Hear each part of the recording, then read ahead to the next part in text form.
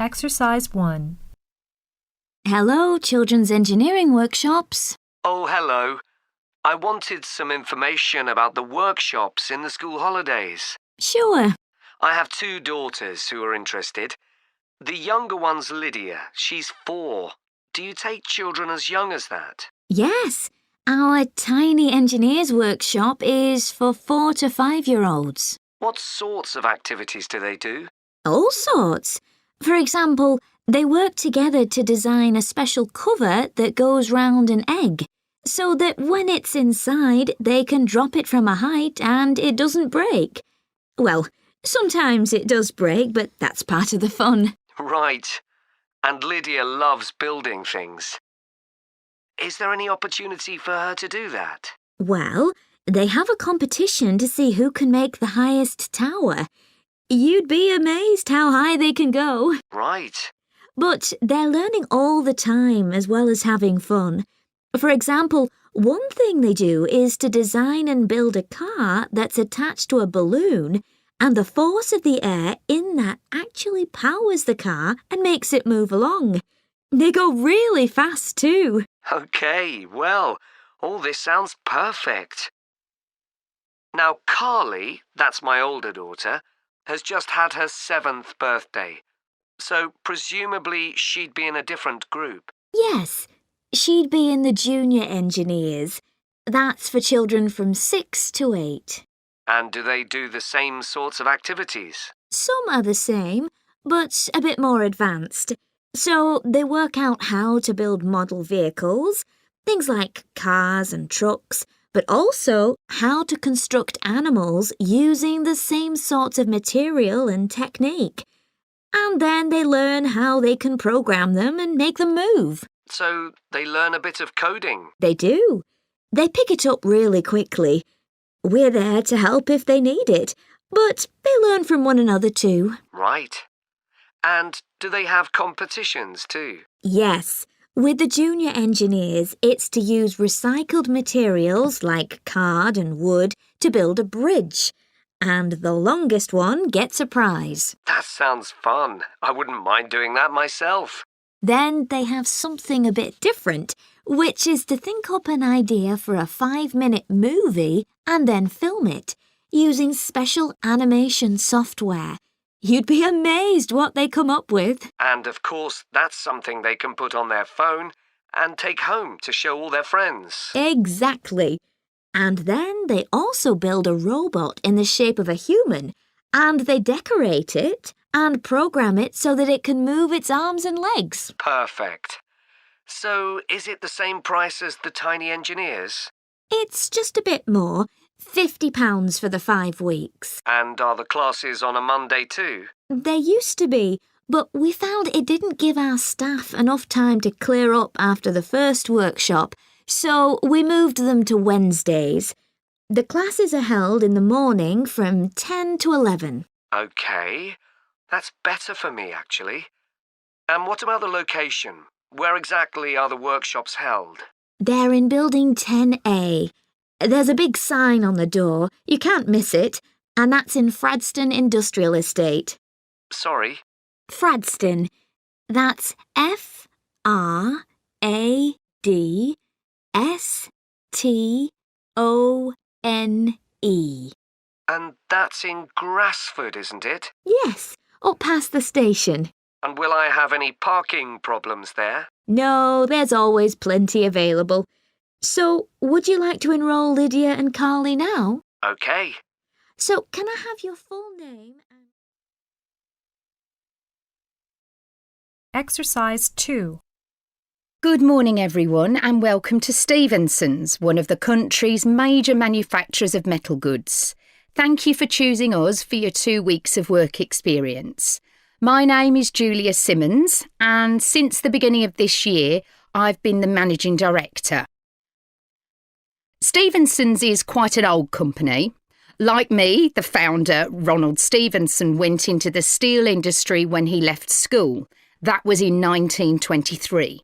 He set up this company when he finished his apprenticeship in 1926, although he actually started making plans 2 years earlier in 1924. He was a very determined young man. Stevenson's long-term plan was to manufacture components for the machine tools industry, although in fact that never came about, and for the automotive industry, that is, cars and lorries. However, there was a delay of 5 years before that happened, because shortly before the company went into production, Stevenson was given the opportunity to make goods for hospitals and other players in the healthcare industry. So that's what we did for the first 5 years.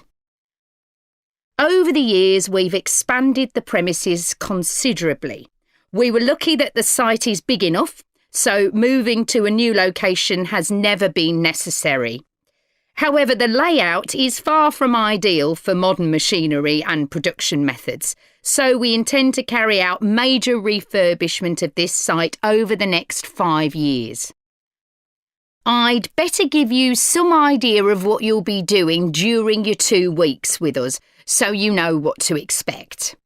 Most mornings you'll have a presentation from one of the managers to learn about their department, starting this morning with research and development. And you'll all spend some time in each department, observing what's going on and talking to people, as long as you don't stop them from doing their work altogether. In the past, a teacher from your school has come in at the end of each week to find out how the group were getting on, but your school isn't able to arrange that this year. OK, now I'll briefly help you to orientate yourselves around the site. As you can see, we're in the reception area, which we try to make attractive and welcoming to visitors. There's a corridor running left from here, and if you go along that, the door facing you at the end is the entrance to the coffee room. This looks out onto the main road on one side and some trees on the other, and that'll be where you meet each morning. The factory is the very big room on the far side of the site. Next to it is the warehouse, which can be accessed by lorries going up the road to the turning area at the end. You can get to the warehouse by crossing to the far side of the courtyard, and then the door is on your right. Somewhere you'll be keen to find is the staff canteen. This is right next to reception. I can confidently say that the food's very good, but the view isn't. The windows on one side look onto a corridor and courtyard, which aren't very attractive at all, and on the other onto the access road, which isn't much better. You'll be using the meeting room quite often, and you'll find it by walking along the corridor to the left of the courtyard and continuing along it to the end. The meeting room is the last one on the right, and I'm afraid there's no natural daylight in the room. Then you'll need to know where some of the offices are. The Human Resources Department is at the front of this building, so you head to the left along the corridor from reception, and it's the second room you come to. It looks out onto the main road. And finally, the boardroom, where you'll be meeting sometimes. That has quite a pleasant view, as it looks out onto the trees. Go along the corridor past the courtyard, right to the end. The boardroom is on the left, next to the factory. OK, now, are there any questions before we move? Exercise 3. How are you getting on with your art project, Tom? OK.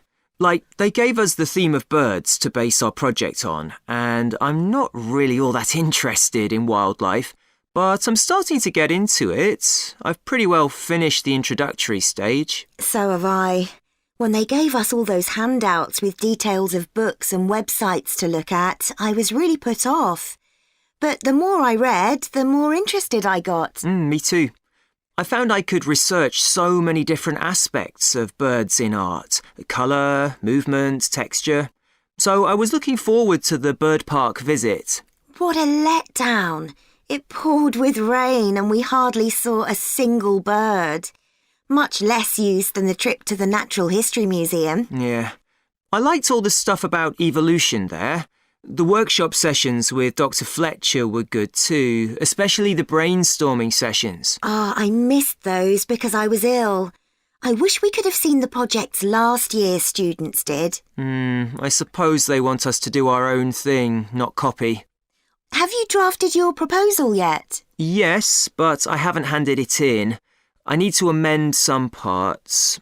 I've realised the notes from my research are almost all just descriptions. I haven't actually evaluated anything, so I'll have to fix that. Oh, I didn't know we had to do that. I'll have to look at that too. Did you do a timeline for the project? Yes, and a mind map. Yeah, so did I. I quite enjoyed that. But it was hard having to explain the basis for my decisions in my action plan. What? You know, give a rationale. I didn't realise we had to do that. OK, I can add it now. And I've done the video diary presentation and worked out what I want my outcome to be in the project. Someone told me it's best not to be too precise about your actual outcome at this stage, so you have more scope to explore your ideas later on. So I'm going to go back to my proposal to make it a bit more vague. Really? OK, I'll change that too then. One part of the project I'm unsure about is where we choose some paintings of birds and say what they mean to us. Like, I chose a painting of a falcon by Landseer. I like it because the bird's standing there with his head turned to one side, but he seems to be staring straight at you. But I can't just say it's a bit scary, can I? You could talk about the possible danger suggested by the bird's look. Oh, OK. There's a picture of a fish hawk by Audubon I like. It's swooping over the water with a fish in its talons and with great black wings which take up most of the picture. So you could discuss it in relation to predators and food chains? Well, actually, I think I'll concentrate on the impression of rapid motion it gives. Right. Do you know that picture of a kingfisher by Van Gogh? It's perching on a reed growing near a stream. Yes, it's got these beautiful blue and red and black shades. I've actually chosen it because I saw a real kingfisher once when I was little.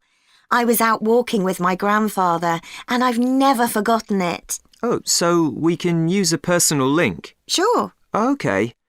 There's a portrait called William Wells. I can't remember the artist, but it's a middle-aged man who's just shot a bird.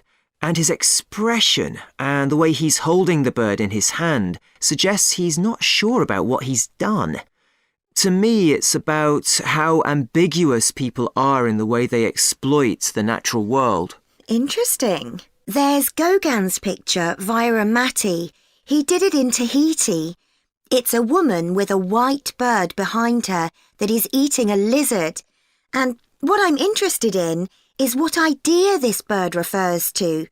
Apparently, it's a reference to the never-ending cycle of existence. Wow. I chose a portrait of a little boy, Giovanni de' Medici. He's holding a tiny bird in one fist. I like the way he's holding it carefully so he doesn't hurt it. Oh, right. Exercise 4. Ancient philosophy is not just about talking or lecturing or even reading long, dense books. In fact, it is something people have used throughout history to solve their problems and to achieve their greatest triumphs. Specifically, I am referring to Stoicism, which in my opinion is the most practical of all philosophies and therefore the most appealing. Stoicism was founded in ancient Greece by Zeno of Citium in the early 3rd century BC, but was practiced by the likes of Epictetus, Cato, Seneca, and Marcus Aurelius. Amazingly, we still have access to these ideas, despite the fact that the most famous Stoics never wrote anything down for publication. Cato definitely didn't. Marcus Aurelius never intended his meditations to be anything but personal. Seneca's letters were, well, letters, and Epictetus's thoughts come to us by way of a note-taking student. Stoic principles were based on the idea that its followers could have an unshakable happiness in this life, and the key to achieving this was virtue. The road to virtue, in turn, lay in understanding that destructive emotions like anger and jealousy are under our conscious control. They don't have to control us, because we can learn to control them. In the words of Epictetus, external events I cannot control, but the choices I make with regard to them I do control. The modern-day philosopher and writer Nassim Nicholas Taleb defines a Stoic as someone who has a different perspective on experiences which most of us would see as wholly negative. A Stoic transforms fear into caution, pain into transformation, mistakes into initiation, and desire into undertaking. Using this definition as a model, we can see that throughout the centuries, Stoicism has been practiced in more recent history by kings, presidents, artists, writers, and entrepreneurs. The founding fathers of the United States were inspired by the philosophy.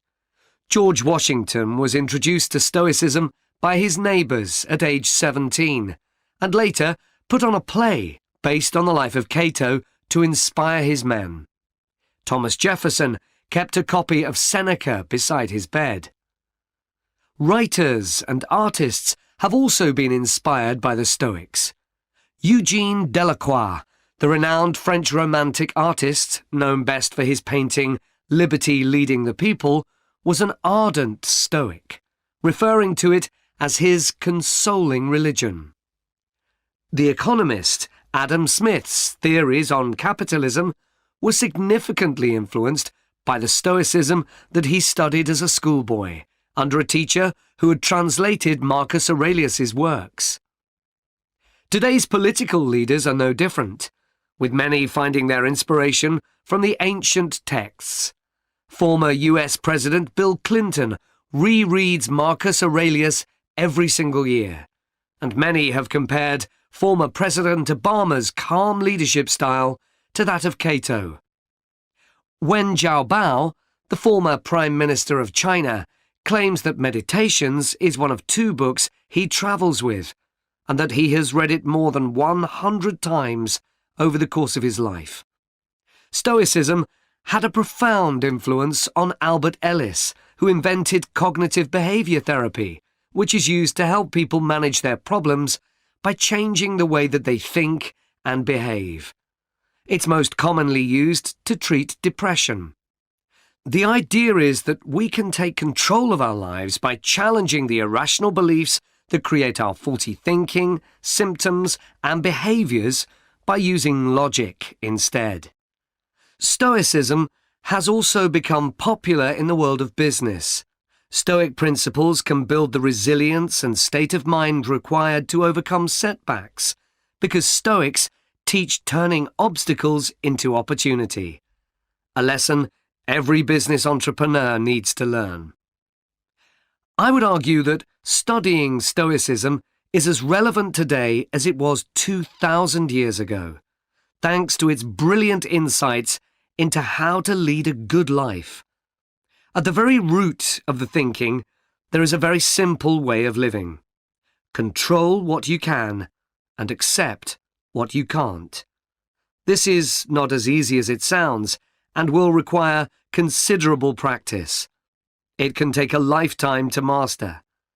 The Stoics also believed the most important foundation for a good and happy life is not money, fame, power, or pleasure, but having a disciplined and principled character, something which seems to resonate with many people today. Exercise 5. Hello, Picture Rep. Can I help you? Oh, hi. I saw your advertisement about copying pictures to disk, and I'd like a bit more information about what you do. Sure. What would you like to know? Well, I've got a box full of old family photos that's been up in the attic for years. Some of them must be 50 or 60 years old, and I'd like to get them converted to digital format. Sure, we can do that for you. Right. And what about size? The photos are all sorts of sizes. Are there any restrictions? Well, the maximum size of photo we can do with our normal service is 30 centimetres, and each picture must be at least 4 centimetres. That's the minimum we can cope with. Well, that should be fine. And some of them are in a frame.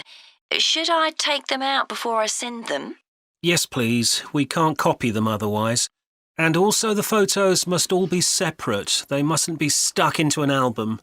OK, that's not a problem. So, can you give me an idea of how much this will cost? I've got about 360 photos, I think. We charge £195 for 300 to 400 photos for the basic service. OK, and does that include the disc?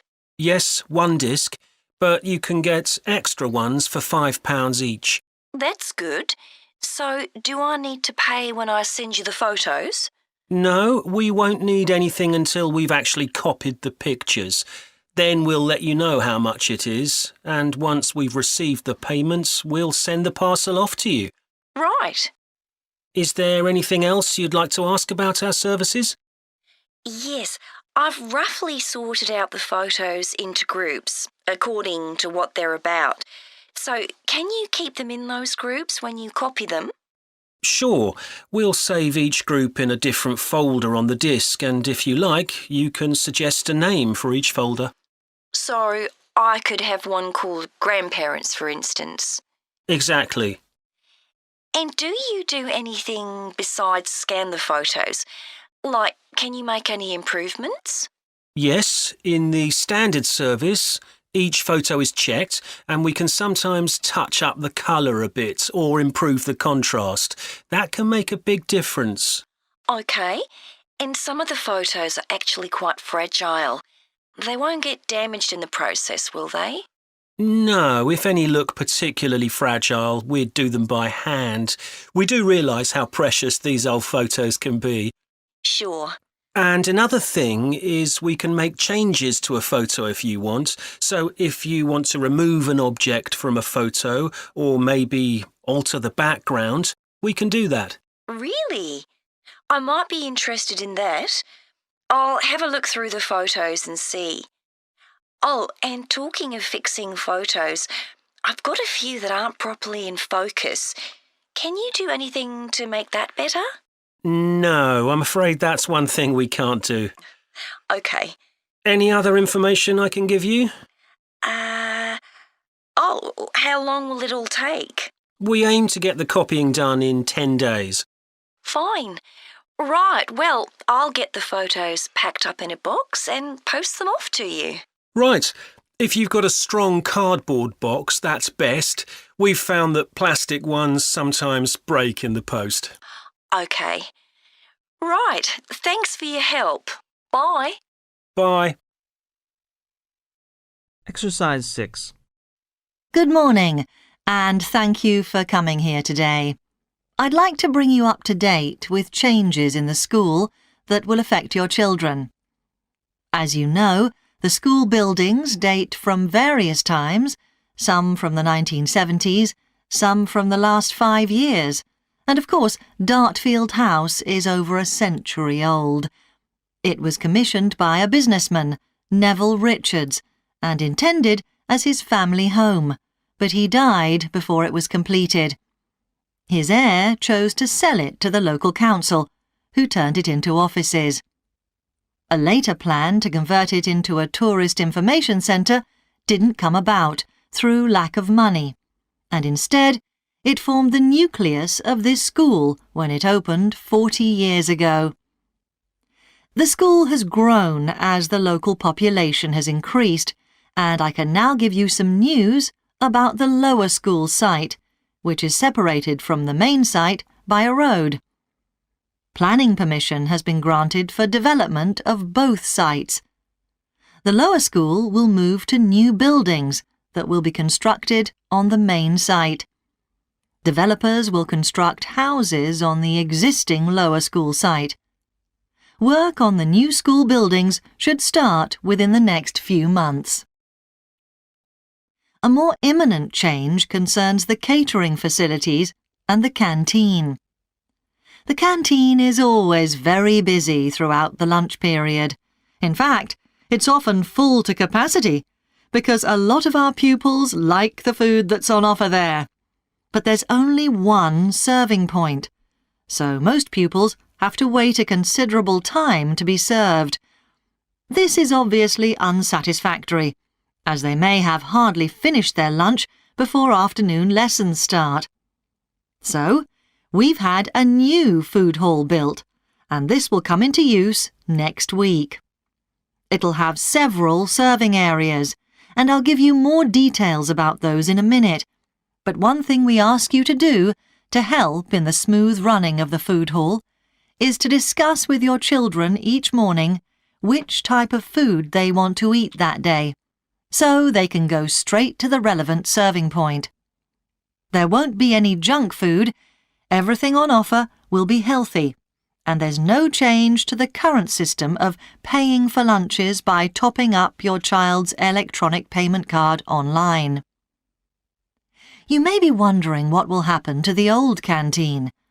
We'll still have tables and chairs in there, and pupils can eat food from the food hall or lunch they've brought from home.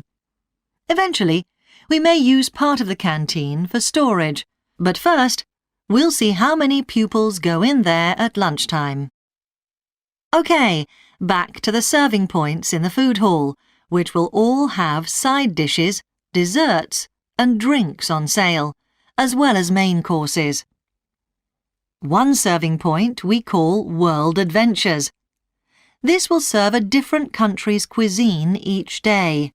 Maybe Chinese one day and Lebanese the next. The menus will be planned for a week at a time, so pupils will know what's going to be available the whole of that week. Street life is also international, with food from 3 particular cultures. We'll ask pupils to make suggestions, so perhaps sometimes there'll be food from Thailand, Ethiopia, and Mexico, and then one of them will be replaced by Jamaican food for a week or 2. The Speedy Italian serving point will cater particularly for the many pupils who don't eat meat or fish. They can be sure that all the food served there is suitable for them. There'll be plenty of variety, so they shouldn't get bored with the food. OK, that's all on the new food hall. Now, after-school lessons. These are very popular with pupils, particularly swimming. In fact, there's a waiting list for lessons. Cycling is another favourite, and I'm delighted that dozens of pupils make use of the chance to learn to ride in off-road conditions. It means that more and more cycle to and from school every day. As you know, we have a well-equipped performance centre, and we're going to start drama classes in there too. Pupils will be able to join in just for fun, or work up to taking part in a play. We hope to put on at least one a year. We already teach a number of pupils to use the sound and lighting systems in the centre, and a former pupil has given a magnificent grand piano to the school, so a few pupils will be able to learn at the school instead of going to the local college, as many of them do at the moment. Exercise 7. So, Luke, for our next psychology assignment, we have to do something on sleep and dreams. Right. I've just read an article suggesting why we tend to forget most of our dreams soon after we wake up. I mean, most of my dreams aren't that interesting anyway. But what it said was that if we remembered everything, we might get mixed up about what actually happened and what we dreamed. So it's a sort of protection. I hadn't heard that idea before. I'd always assumed that it was just that we didn't have room in our memories for all that stuff. Me too. What do you think about the idea that our dreams may predict the future? It's a belief that you get all over the world. Yeah, lots of people have a story of it happening to them. But the explanation I've read is that for each dream that comes true, we have thousands that don't, but we don't notice those. We don't even remember them. We just remember the ones where something in the real world, like a view or an action, happens to trigger a dream memory. Right. So it's just a coincidence, really. Something else I read about is what they call segmented sleeping. That's a theory that hundreds of years ago, people used to get up in the middle of the night and have a chat or something to eat, then go back to bed.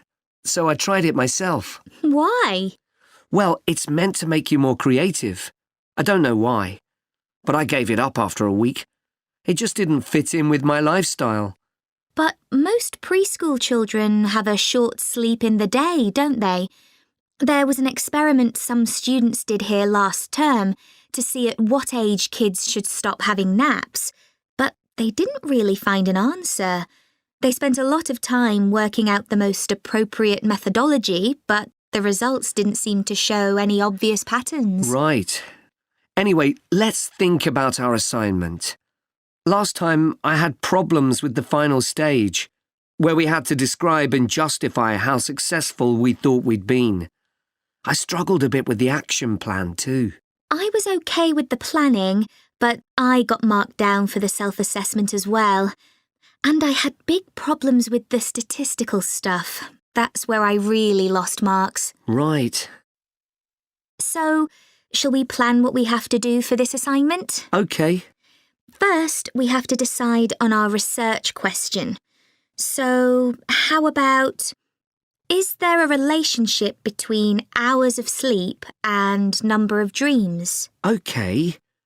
Then we need to think about who we'll do the study on. About 12 people? Right. And shall we use other psychology students? Let's use people from a different department.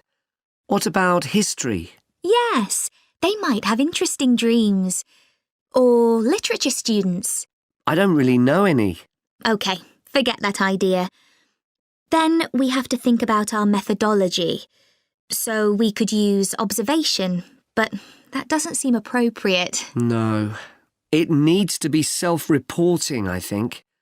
And we could ask them to answer questions online. But in this case, paper might be better, as they'll be doing it straight after they wake up. In fact, while they're still half asleep. Right. And we'll have to check the ethical guidelines for this sort of research. Because our experiment involves humans, so there are special regulations. Yes. I had a look at those for another assignment I did. There's a whole section on risk assessment, and another section on making sure they aren't put under any unnecessary stress.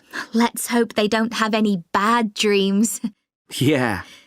Then, when we've collected all our data, we have to analyse it and calculate the correlation between our two variables. That's time sleeping and number of dreams. And then present our results visually in a graph. Right, and the final thing is to think about our research and evaluate it. So that seems quite straightforward. Yeah. So now let's get started. Exercise 8. Dancing is something that humans do when they want to have a good time. It's a universal response to music found in all cultures.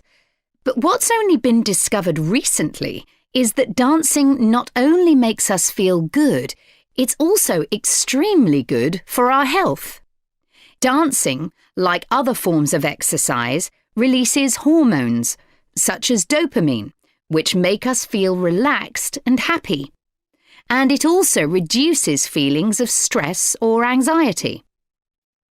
Dancing is also a sociable activity, which is another reason it makes us feel good. One study compared people's enjoyment of dancing at home in front of a video with dancing in a group in a studio. The people dancing in a group reported feeling happier, whereas those dancing alone did not. In another experiment, university researchers at York and Sheffield took a group of students and sent each of them into a lab where music was played for 5 minutes. Each had to choose from 3 options: to sit and listen quietly to the music, to cycle on an exercise bike while they listened, or to get up and dance. All were given cognitive tasks to perform before and after. The result showed that those who chose to dance showed much more creativity when doing problem-solving tasks.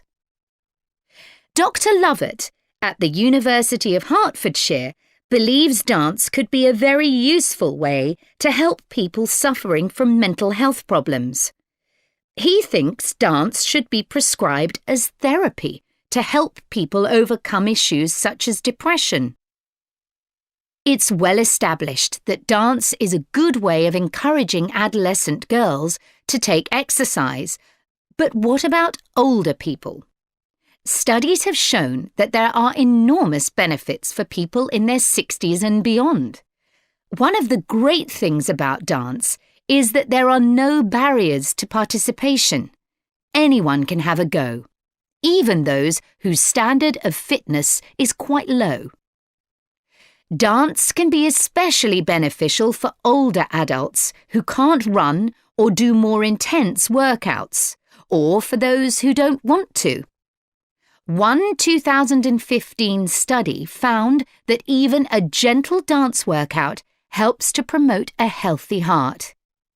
And there's plenty of evidence which suggests that dancing lowers the risk of falls, which could result in a broken hip, for example, by helping people to improve their balance.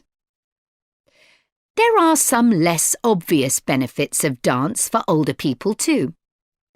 One thing I hadn't realised before researching this topic was that dance isn't just a physical challenge. It also requires a lot of concentration, because you need to remember different steps and routines. For older people, this kind of activity is especially important because it forces their brain to process things more quickly and to retain more information. Current research also shows that dance promotes a general sense of well-being in older participants, which can last up to a week after a class. Participants report feeling less tired and having greater motivation to be more active and do daily activities such as gardening or walking to the shops or a park. Ballroom or country dancing, both popular with older people, have to be done in groups. They require collaboration and often involve touching a dance partner, all of which encourages interaction on the dance floor. This helps to develop new relationships and can reduce older people's sense of isolation, which is a huge problem in many countries. I also looked at the benefits of Zumba. 15 million people in 180 countries now regularly take a Zumba class, an aerobic workout based on Latin American dance moves. John Porcari, a professor of exercise and sports science at the University of Wisconsin, analysed a group of women who were Zumba regulars and found that a class lasting 40 minutes burns about 370 calories. This is similar to moderately intense exercises like step aerobics or kickboxing. A study in the American Journal of Health Behaviour showed that when women with obesity did Zumba 3 times a week for 16 weeks, they lost an average of 1.2 kilos and lowered their percentage of body fat by 1%. More importantly, the women enjoyed the class so much that they made it a habit and continued to attend classes at least once a week. Very unusual for an aerobic exercise program. Dance is never going to compete with high-intensity workouts when it comes to physical fitness gains, but its popularity is likely to keep on rising because it's such a fun way to keep fit. Exercise 9. Hello, Junior Cycle Camp. Jake speaking. Hi, I'm calling for some information about the cycle camp. I'm thinking of sending my son. Great.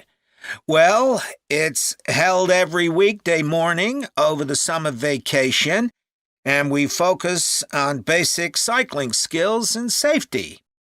We have 8 levels for children from 3 years upwards. How old's your son? Charlie? He's 7. He can ride a bike, but he needs a little more training before he's safe to go on the road.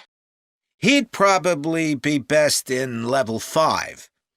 They start off practicing on the site here, and we aim to get them riding on the road. But first, they're taken to ride in the park, away from the traffic. Right. And can you tell me a bit about the instructors?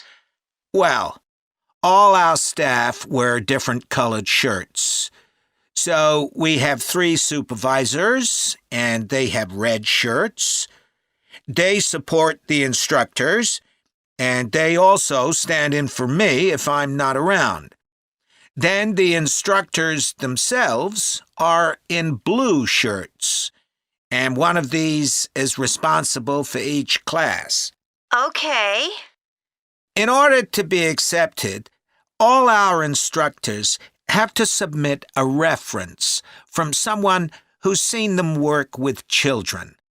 Like if they've worked as a babysitter, for example. Then they have to complete our training course, including how to do lesson plans and generally care for the well-being of the kids in their class. They do a great job, I have to say. Right. And tell me a bit about the classes. What size will Charlie's class be? We have a limit of 8 children in each class, so their instructor really gets to know them well. They're out riding most of the time, but they have quiet times too, where their instructor might tell them a story that's got something to do with cycling, or get them to play a game together. It's a lot of fun. It must be. Now, what happens if there's rain? Do the classes still run? Oh, yes. We don't let that put us off. We just put on our waterproofs and keep cycling. And is there anything special Charlie should bring along with him? Well, maybe some spare clothes, especially if the weather's not so good. And a snack for break time? How about a drink? No, we'll provide that. And make sure he has shoes, not sandals. Sure. And just at present, Charlie has to take medication every few hours, so I'll make sure he has that. Absolutely. Just give us details of when he has to take it, and we'll make sure he does. Thanks. Now, there are a few things you should know about day 1 of the camp. The classes normally start at 9:30 every morning, but on day 1, you should aim to get Charlie here by 9:20. The finishing time will be 12:30 as usual. We need the additional time because there are a few extra things to do. The most important is that we have a very careful check to make sure that every child's helmet fits properly. If it doesn't fit, we'll try to adjust it, or we'll find him another one. But he must wear it all the time he's on the bike. Of course. Then, after that, All the instructors will be waiting to meet their classes, and they'll meet up in the tent. You can't miss it, and each instructor will take their class away and get started. Okay, well, that all sounds good. Now, can you tell me how much the camp costs a week?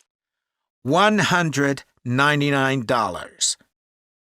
We've managed to keep the price more or less the same as last year. It was $190 then. But the places are filling up quite quickly. Right. Okay, well, I'd like to book for the... Exercise 10. Hello, everyone. My name's Megan Baker, and I'm a recruitment consultant at AVT Recruitment Specialists. Now, our company specialises in positions that involve working in the agriculture and horticulture sectors, so that's fresh food production, garden and park maintenance, and so on. And these sectors do provide some very special career opportunities. For a start, they often offer opportunities for those who don't want to be stuck with a 40-hour week, but need to juggle work with other responsibilities, such as childcare. And this is very important for many of our recruits. Some people like working in a rural setting, surrounded by plants and trees instead of buildings, although we can't guarantee that. But there are certainly health benefits, especially in jobs where you're not sitting all day looking at a screen, a big plus for many people. Salaries can sometimes be good too, although there's a lot of variety here. And you may have the opportunity in some types of jobs for travel overseas, although that obviously depends on the job, and not everyone is keen to do it. Of course, working outdoors does have its challenges. It's fine in summer, but can be extremely unpleasant when it's cold and windy. You may need to be pretty fit for some jobs, though with modern technology, that's not as important as it once was. And standards of health and safety are much higher now than they used to be, so there are fewer work-related accidents. But if you like a lively city environment surrounded by lots of people, these jobs are probably not for you. They're often in pretty remote areas. And some people worry about finding a suitable place to live, but in our experience, this usually turns out fine. Now, let me tell you about some of the exciting jobs that we have on our books right now. One is for a fresh food commercial manager. Our client here is a very large fresh food producer, supplying a range of top supermarkets. They operate in a very fast-paced environment with low profit margins. The staff there work hard, but they play hard as well. So if you've a sociable personality, this may be for you. We have an exciting post as an agronomist, advising farmers on issues such as crop nutrition, protection against pests, and the latest legislation on farming and agricultural practices. There are good opportunities for the right person to quickly make their way up the career ladder, but a deep knowledge of the agricultural sector is expected of applicants. A leading supermarket is looking for a fresh produce buyer who is available for a 12-month maternity cover contract. You need to have experience in administration, planning and buying in the fresh produce industry, and in return will receive a very competitive salary. We have also received a request for a sales manager for a chain of garden centres. You will be visiting centres in the region to ensure their high levels of customer service are maintained.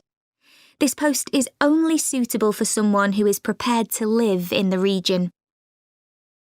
There is also a vacancy for a tree technician to carry out tree cutting, forestry and conservation work. Candidates must have a clean driving licence and have training in safety procedures.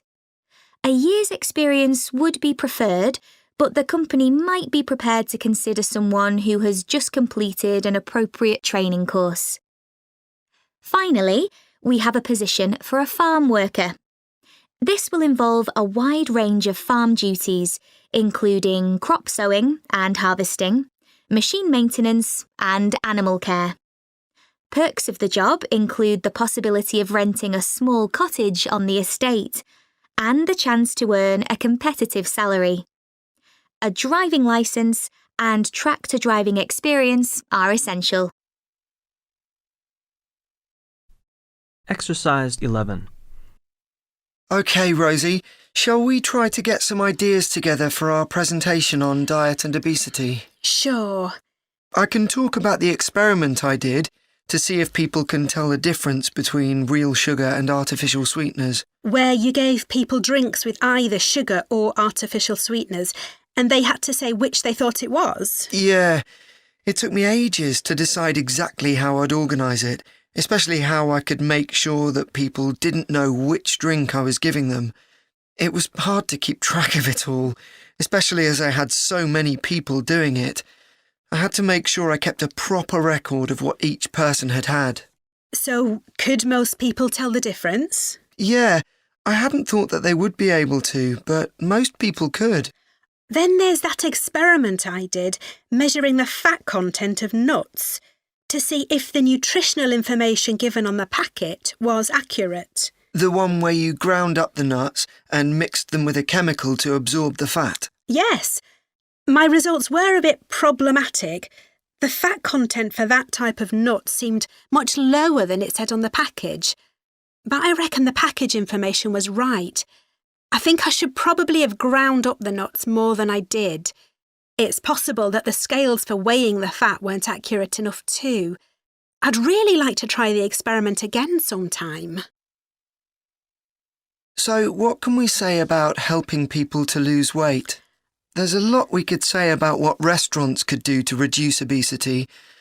I read that the items at the start of a menu and the items at the end of a menu are much more likely to be chosen than the items in the middle. So, if you put the low-calorie items at the beginning and end of the menu, people will probably go for the food with fewer calories without even realising what they're doing. I think food manufacturers could do more to encourage healthy eating. How? Well, when manufacturers put calorie counts of a food on the label, they're sometimes really confusing, and I suspect they do it on purpose, because food that's high in calories tastes better, and so they'll sell more.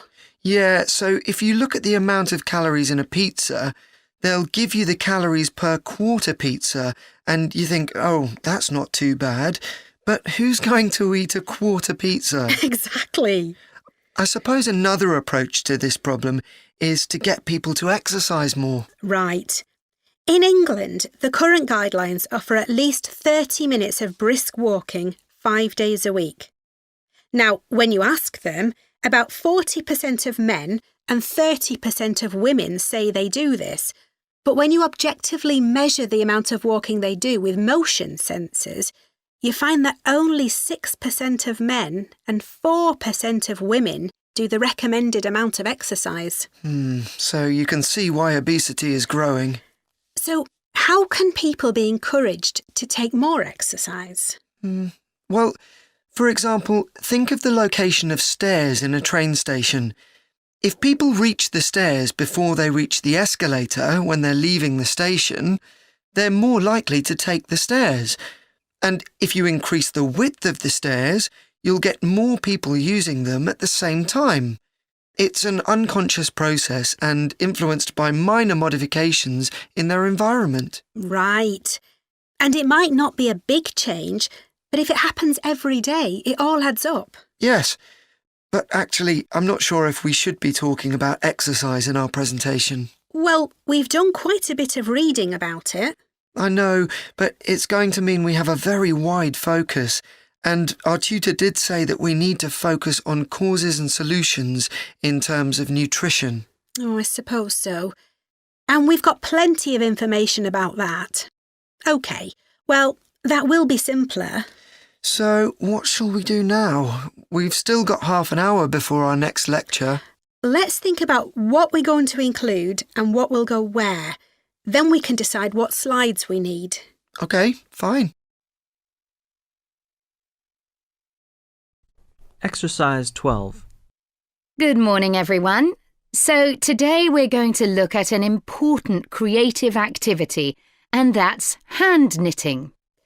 Ancient knitted garments have been found in many different countries, showing that knitting is a global activity with a long history. When someone says the word knitting, we might well picture an elderly person, a grandmother perhaps, sitting by the fire knitting garments for themselves or other members of the family.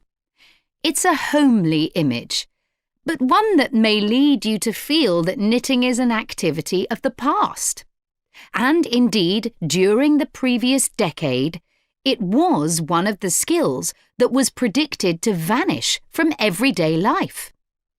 For although humans have sewn and knitted their own clothing for a very long time, many of these craft-based skills went into decline when industrial machines took over, mainly because they were no longer passed down from one generation to another. However, that's all changing, and interest in knitting classes, in many countries, is actually rising, as more and more people are seeking formal instruction in the skill. With that trend, we're also seeing an increase in the sales figures for knitting equipment. So, why do people want to be taught to knit at a time when a machine can readily do the job for them?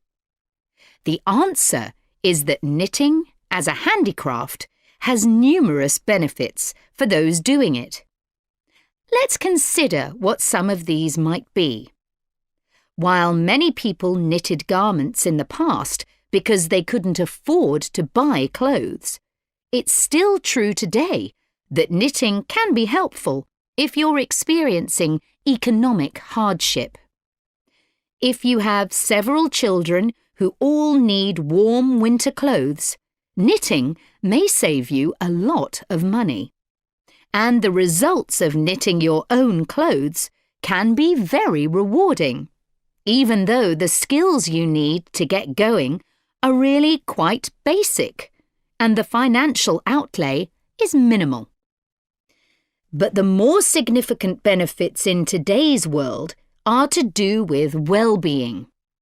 In a world where it's estimated that we spend up to 9 hours a day online, doing something with our hands that is craft-based makes us feel good.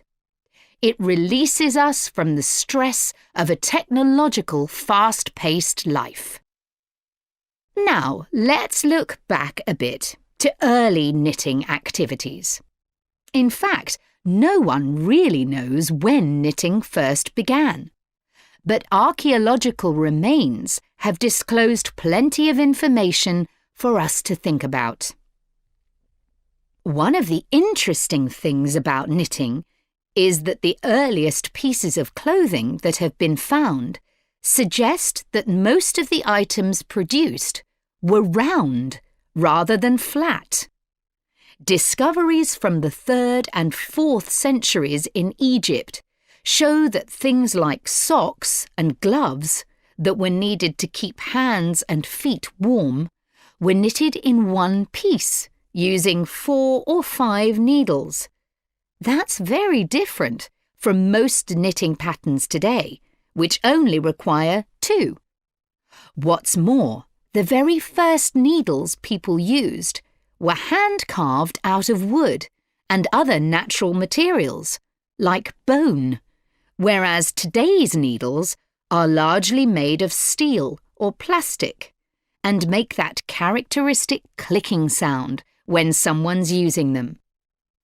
Ancient people knitted using yarns made from linen, hemp, cotton and wool, and these were often very rough on the skin.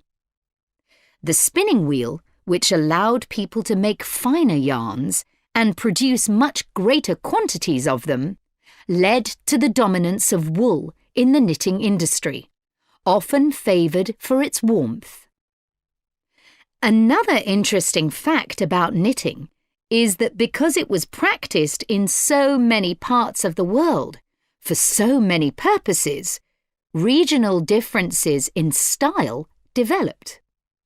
This visual identity has allowed researchers to match bits of knitted clothing that have been unearthed over time to the region from which the wearer came, or the job that he or she did. As I've mentioned, knitting offered people from poor communities a way of making extra money while doing other tasks. For many centuries, it seems, men, women and children took every opportunity to knit, for example, while watching over sheep, walking to market, or riding in boats. So let's move on to take